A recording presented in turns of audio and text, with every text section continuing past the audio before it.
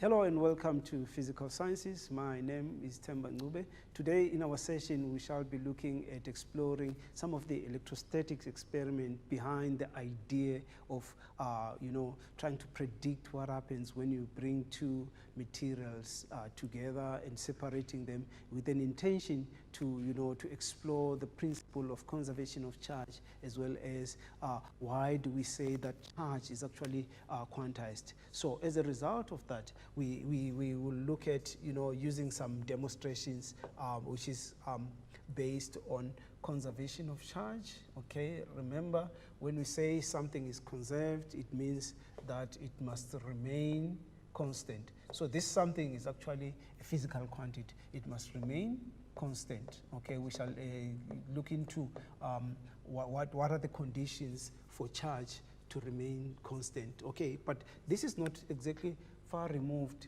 from the fact that it deals a lot with what we mean when we say charge is quantized. This has to do with determining the magnitude of charge. Okay, it has to do with determining the magnitude of charge, right? So these are the two main concepts: determining the magnitude. Okay, magnitude, which is the size. Okay. Okay, so the word magnitude will be alternatively substituted with the term size. It means one and the same thing, right? Okay, now in an experiment, remember, the idea is to verify an existing or a non-scientific fact and maybe get some sense in terms of facts to say, okay, what kind of conclusions can we draw? But we shall use this in the form of predictions and do some activities around the transfer of charge between two materials, right? So it says here two oppositely charged polystyrene spheres. Now these polystyrene spheres are your typical materials that could be thought of as insulators. Okay, they are suspended on a thin thread. Okay, predict what happens to the spheres. So we've got two oppositely charged. If it says oppositely charged, it means one may be positive and the other one is negative. So whichever comes first, it doesn't matter in terms of the order, but there are unlike charges. So opposite suggests that the charges are unlike. So unlike, it means positive, negative, or negative and positive, right? Okay, and then the key words in terms of language, because when you talk terminology in science, that's a very, very important aspect of science, because science in its own is a language. So the words that we use, or the terms, the terminology that we use in science may carry a different meaning in a different context. So it's very, very important to understand the terminology. And in terms of definition, remember, the examination guidelines are our point of reference to say what is acceptable in terms of definition. Remember, the key words in the definition must also be used in the correct context. What I mean by that is that if you read a definition, for argument's sake, it should convey the correct or the intended scientific meaning. Sometimes you may have the correct keywords, but if the word order in which you put them or present, then it leaves us with no scientific meaning. So you need to be very careful about that. So what are some of these terms that are important for the purpose of today's discussion, in as far as a quantization of charge as well as conservation of charge, right? The first term is isolated system. Okay, so an isolated system is, whatever will be given or described, we'll think of it in terms of the net charge in this context, to say if a system is isolated, what we have at the beginning is actually what we must retain at the end. So there is no external interference, from others. So the only two materials that carry the charge there are the polystyrene, are those insulators. So the insulators, okay, or the materials, okay, given in the scenario, okay,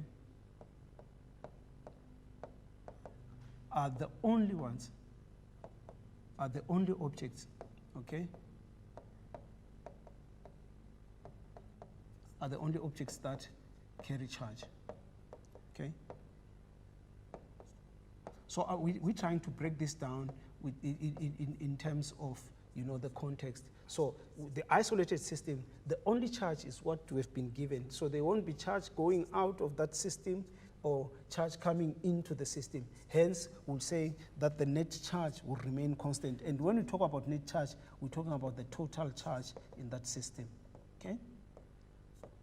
So we talk about the total charge. Now, the two key concepts again is around the law of conservation of charge. What does the law of conservation of charge say? It says that in an isolated system, okay? So in an isolated system, okay, the net charge remains constant, okay? So the net charge or the total charge remains constant, okay? And this is only possible during a physical process, okay? So this is during a physical process, okay? So what do we mean by a physical process? Remember, the prediction that we say is when we say two materials that are charged, they are brought into contact. Them coming together or in contact, that's a physical process. So under what conditions does the total charge remain constant? It should be in a closed system or in an isolated system. So this is the term that describes the condition under which charge can only remain constant. And then when we talk about the principle of quantization of charge, we're talking about the fact that the quantity of charge, you know, that exists in the universe is actually a scalar multiple of the elementary charge, which we summarized in terms of Q is equals to NQE, right? So this is the mathematical representation, but remember, when you define in words. So it says here the every charge in the universe, okay? So this is the principle of quantization of charge. It says every charge, okay, in the universe, okay? So any charge that exists, any non-charge, that's what we are talking about, okay? So in the universe, right, is a scalar multiple or is an integer multiple, right? Appropriately, it's an integer because it's a whole number, okay? It's an integer multiple of the elementary charge, okay? So the elementary charge is actually the charge of a single electron, okay? That's what we would refer to as the elementary charge, which is a constant. Now, that value does not change. We are saying that QE is equals to -1,6 multiplied by 10 exponent -19 coulombs. Remember, once more, this value is a physical constant. It shall be given to you. You need not memorize it. And this minus is about the first minus, this one which goes with -1,6. It's actually the nature of the charge, which is negative, while this other one, which goes with the exponent, is for the decimal fraction. So you must be able to distinguish between the two, right? Okay, so the smallest possible charge, as far as quantization of charge, carries that value. We have spoke about that briefly. What does that say to us? It says the corresponding positive charge of the proton, okay? So the proton is positive, okay? It's actually positive 1,6 times 10 exponent -19, which brings us to something very, very important in as far as quantization of charge. Now, for a material to have a charge of 1 coulomb as a unit charge, we know that Q is equals to NQE, right? Now, for a material to have a charge of 1 coulomb, so the charge is 1 coulomb, right? How many electrons would have been removed from it? It's equals to number of electrons, that's what we want, okay? So if we remove the electrons, then it means it's going to be positive 1,6 times 10, because that's the charge of a single proton, right? So if the material is positively charged, it has to do with the number of electrons removed. So N is actually equals to 1 divided by 1,6 times 10 -19. Okay, so N is equals to, let's go to our calculator. There's some thinking that I want us to get around the principle of quantization of charge, right? Okay, right. So on our calculator, what do we have? We've got, okay, we put the fraction there because that's what it is. 1 divided by 1,6 multiplied by 10 exponent negative 19, right? So that's our value. So for a material to have a charge of 1 coulomb, this is the number of electrons that need to be removed, which is 6,25 times 10 exponent 18, right? Okay, that's 6,25 times 10 exponent 18 electrons, okay?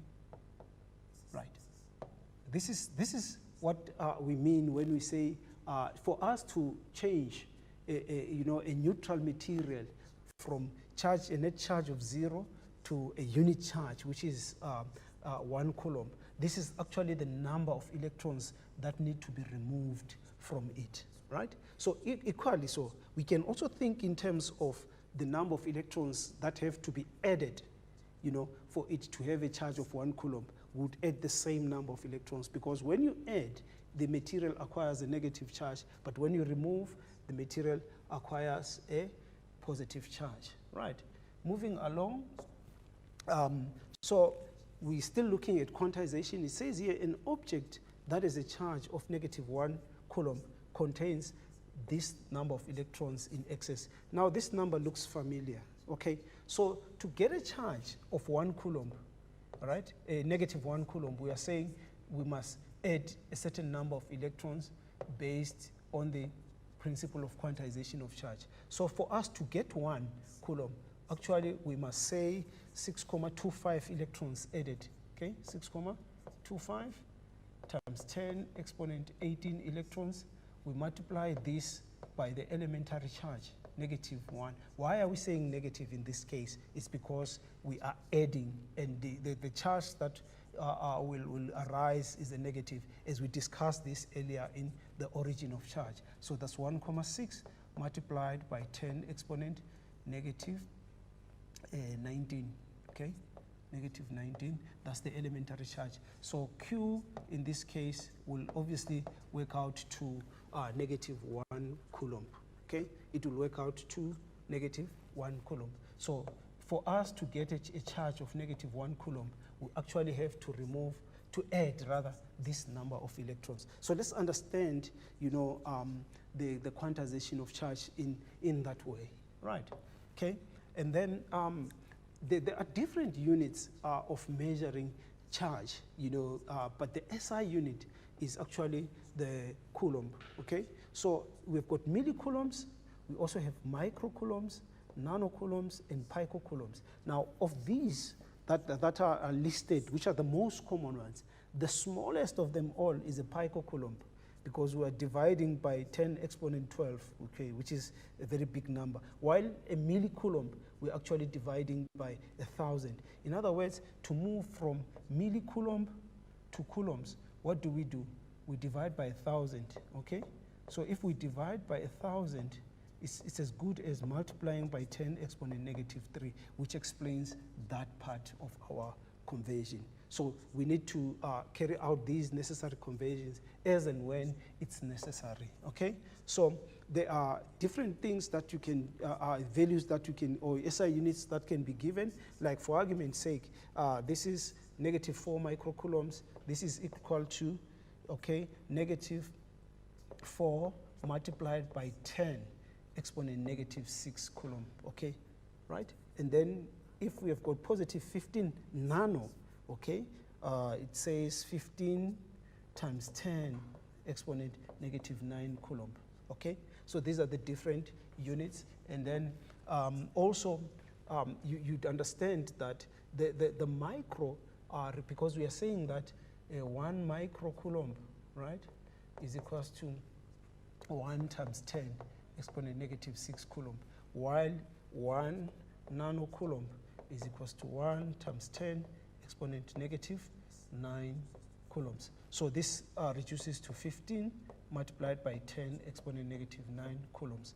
So the conversion is from nanocoulombs to coulombs, while on the other hand, negative 4 times 10 exponent negative 6 coulomb. So the conversion is from microcoulombs to coulombs, which is the SI unit. Having said that, we shall explore, a number of scenarios which involve quantization as well as conservation of charge. For now, let's take a short break.